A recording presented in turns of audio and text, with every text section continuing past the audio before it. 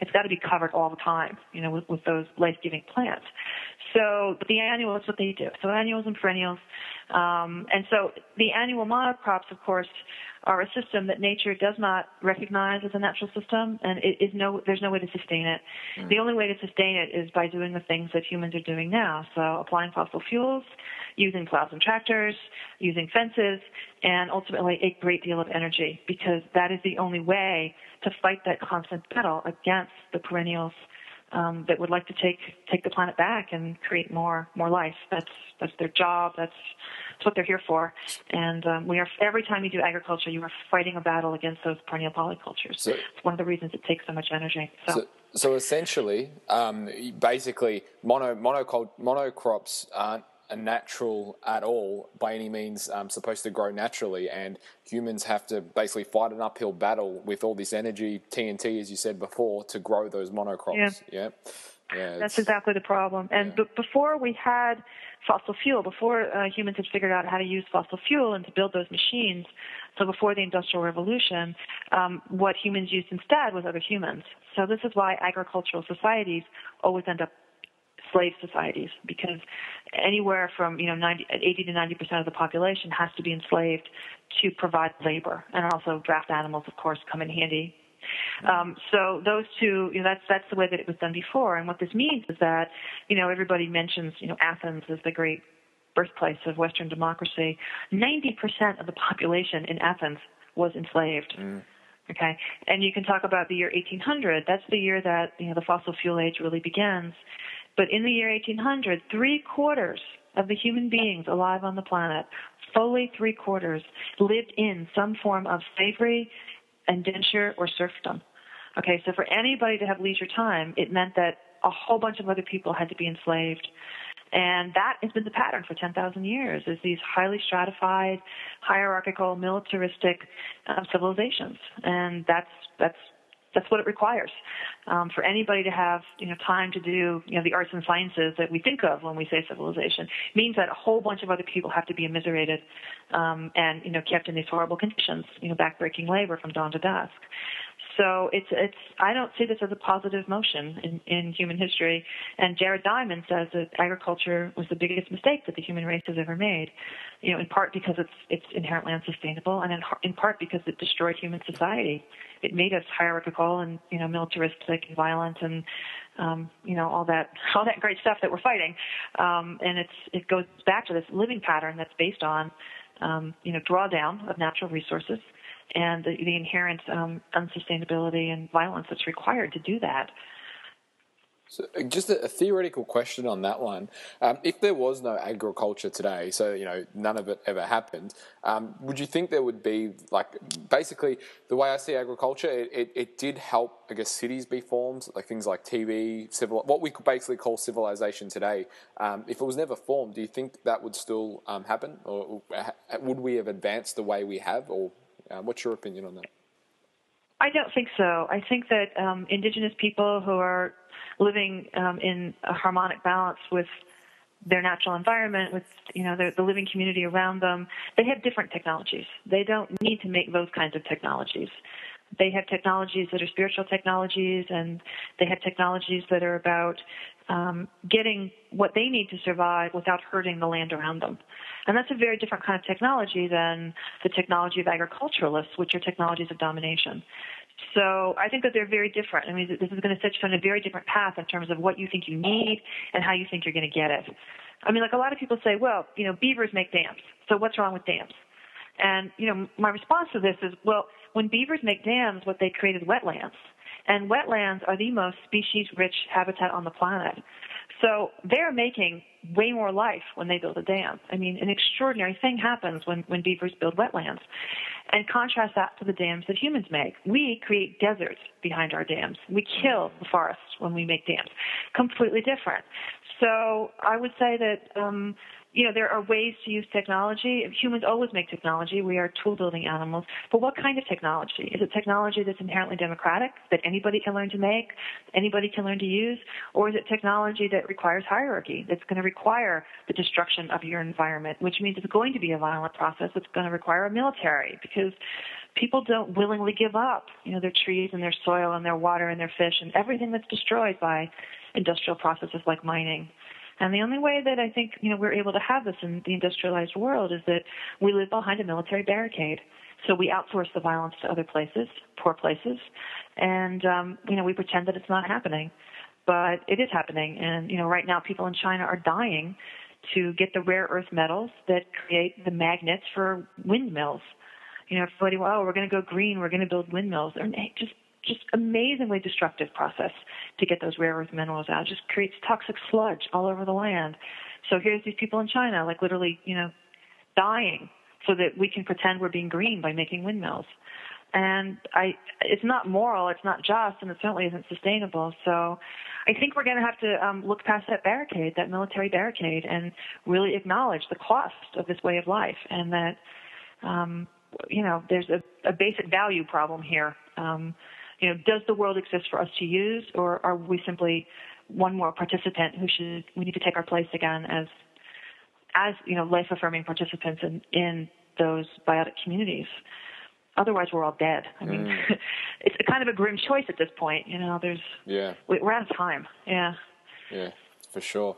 So let's just switch gears for a second. Let's talk a bit more about grains. After reading your book, grains don't only seem like a really bad health choice, but obviously one of the most destructive crops to the planet. I just want to set up this question with a couple of quotes that I pulled from your book. The surfeit of US grain and the starvation in poor countries are not inverse but proportional. Why should people in Cambodia be dependent on the US for basic sustenance? And it costs a farmer $3 to grow a bushel, but only fetches $2. The difference is paid by the federal government.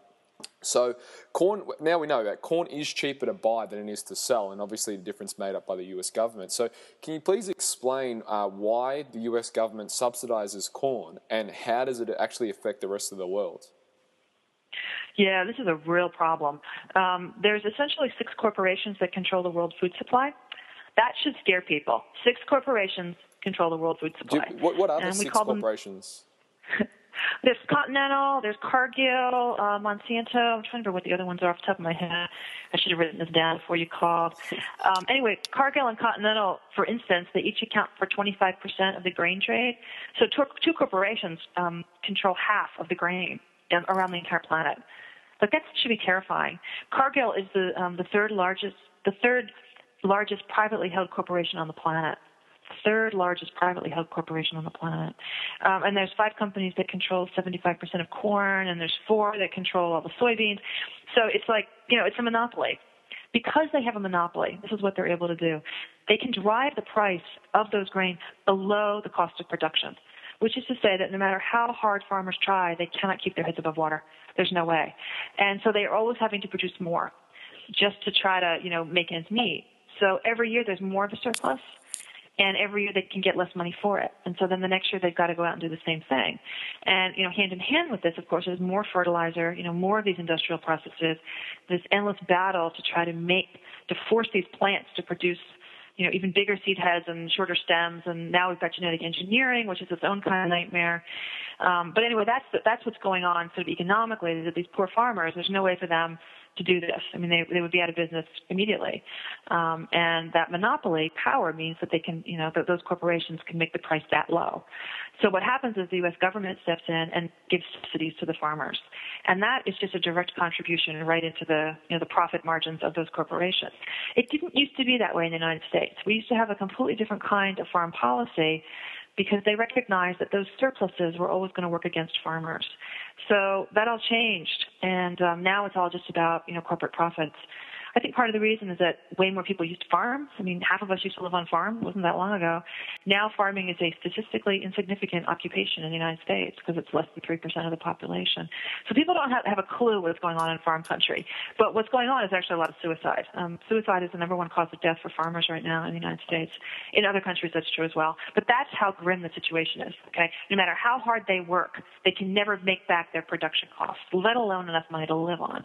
So then the government kicks in all this money because of the farm policies put forward by these corporations. Okay, you got to understand who's the guiding hand behind the government, and it's the giant corporations. And then there's these huge surpluses, and so you get 2 things with that. One is you get factory farming. because the grain is so cheap. You can feed corn to cows, and you can torture them and create this hell for animals, but you will get cheap meat at the end. And the other thing that they do with the corn is it's called agricultural dumping, and they go to poor countries and they flood the market, and this drives the peasant farmers off their land, out of business, and into urban squalor. And this is what really has created these gigantic slums around cities in the third world. And it's all about the profit of those corporations. And their goal is to drive those farmers out of business, and they've been very successful. So the moment that NAFTA was passed, within 2 years, there were, I think, 2 million farmers in Mexico went out of business. And what that meant was they had nowhere to go, and they were starving. And if people in the United States want to understand why there's a problem at the border between the U.S. and Mexico, that's why. Where else are they going to go? They've been driven off their land. They've got no way to support themselves. They're starving. So what options have they got? And this is true around the world. It's true in the Philippines. It's true in India. And these horrible corporations are, just destroying everything as fast as they can by having these cheap, very, very cheap foodstuffs. And it destroys the local subsistence economies. And that is exactly what it's intended to do. And it's very successful. So, Indian farmers they drink poison to die. They take the toxic chemicals they're supposed to put on the land, and they've had mass suicides. Where 1,000 of them will do it at once to try to get somebody to pay attention. But if you talk to food or democracy activists from around the world, that's the number one problem: is this cheap agricultural dumping. And the odd part is that in the United States, all these progressive, environmentally minded people think that this is what we're supposed to be doing, that somehow that cheap grain should go to starving people. They've got it exactly backwards. All the major hunger organizations, all the democracy movements say exactly the opposite. Get your stupid corporations out of our country. You're killing us all. You're destroying our lifeways. You're destroying, our traditional cultures, and you're just creating all this millions of people in misery now, all for a little, for their profit. So, on every level, again, this is just, it's unjust, it's miserable, and it's just destructive. And this part we really have to get right. This one we've had wrong for about 30 years now. We've got it completely backwards. And so, again, the agricultural dumping is really, it's a human rights violation. So we've got to make this stop. But it means that we've got to face up to the power of those 6 corporations and sort of name, the man behind the curtain and, the amount of power that they have. Why do they have this power? Why have they been able to destroy everything? And why everybody is so passive about this process? Because the same thing happened here in the United States. People were pushed off their lands. They had to go to the urban environments. And this is the reason why.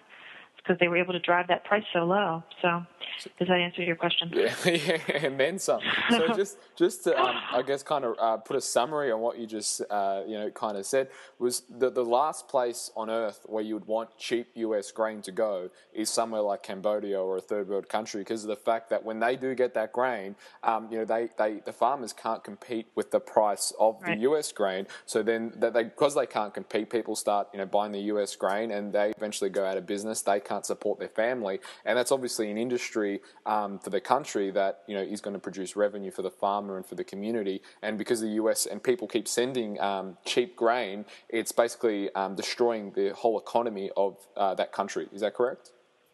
That's absolutely right. That's what's happening around the world. Yeah. One of this question might be a little bit redundant, but we'll just kind of get a summary on it. One of the vegetarian myths is that agricultural foods are foods of peace and justice. With that said, can you explain the grain cartels, which you pretty much already have, who they are, what role do they play in the world's food supply? So if you just kind of put a summary on that question. Yeah, well, they've just got these vast profits. They don't get mentioned very much, but they pretty much control everything. They're all owned by the same people, whether it's McDonald's, whether it's, your vegan Morningstar hamburger, fake burger, whether it's your Silk soy milk, whether it's, the almonds that you got, it's all owned by the same people.